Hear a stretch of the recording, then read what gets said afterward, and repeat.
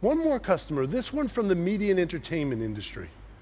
The customer is Lightstorm, and Lightstorm's using digital technology in a way that was impossible a few years ago. And literally, they're changing the way that movies are being made. And so I'd like to invite Jon Landau to join us on stage. Jon partnered with James Cameron to produce Titanic, one of the most successful films of all time. This Academy Award-winning film broke new ground in using visual effects as a storytelling device.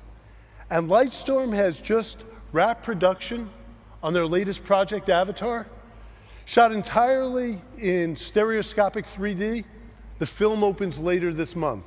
So please join me in welcoming Academy Award winner and executive producer of Avatar, Jon Landau.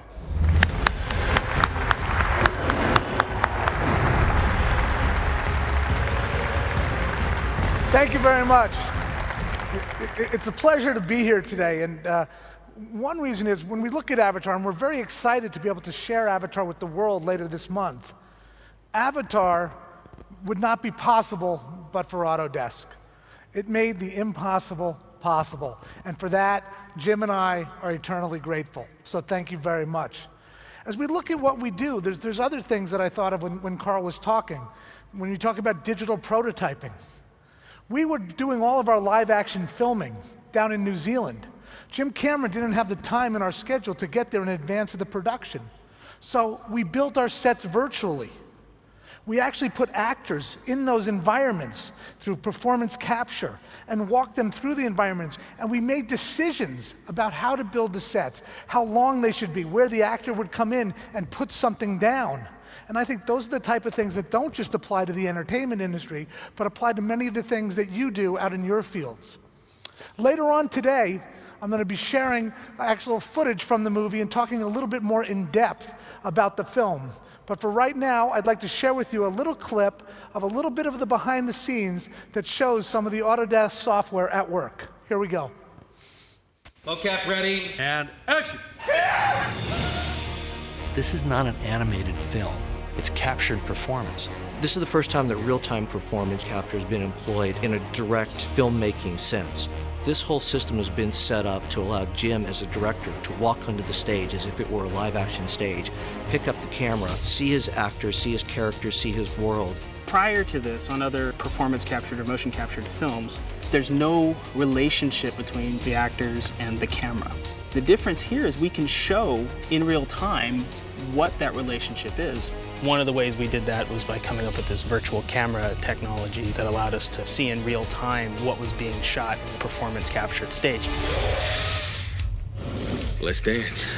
The virtual camera was used at 3 important stages. Initially, it was used to just look around in the scene. That's where we actually art directed the movie. And then we'd bring in the actors, and I'd use the virtual camera to block the scene with them, exactly like a director would use their viewfinder. When Jim picks up that camera and he looks at the actor who's standing there right in front of him, what he sees is their CGI character. And when he moves the camera around the stage, what he sees is the world that that character is supposed to be standing in. Jim probably has more flexibility on the virtual production stage than he would have during a live action shoot. Sweet. And then the third stage, I'm working with those captured performances to shoot all the cameras for all the scenes. The virtual camera doesn't have a lens in the traditional sense. It's all created virtually in the computer. We're using our performance capture system to track this position as though it were a camera view into that world.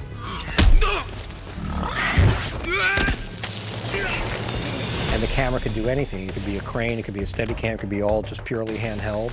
And it all reacts the way you'd expect a camera to react in real life. As a result, you're getting great camera work that doesn't feel computer generated. It feels very alive and lifelike. It's basically as close to live action as one can get in a CG-invented world. The cool part is we can show the actors exactly what it's going to look like compositionally. We can show them what they look like.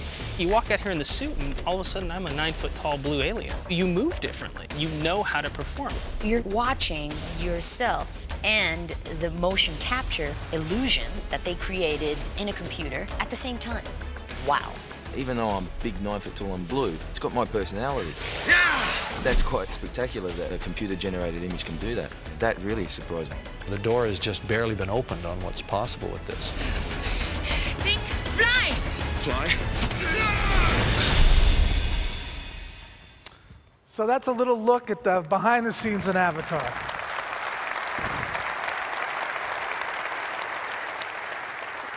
We're not the only ones doing this in the film industry. Early on, Steven Spielberg and Peter Jackson came to our stage, and we lent them our stage. We gave them our cameras, we gave them our tools, we gave them our motion builder software, and they worked with it. Coming out of that experience, they decided to make their next movie, a joint venture called Tintin, using this same technology. So I think we are going to continue as an industry to build upon the foundation that we've created here. Because what I really believe is that oftentimes technology is a limiting factor. What we were able to do with the Autodesk software is to make technology an enabling essence. And we were able to do a movie that we could not otherwise do. I hope to see all of you this afternoon when we'll share some scenes from the movie, and again, a deeper look into the behind the scenes. Thank you very much.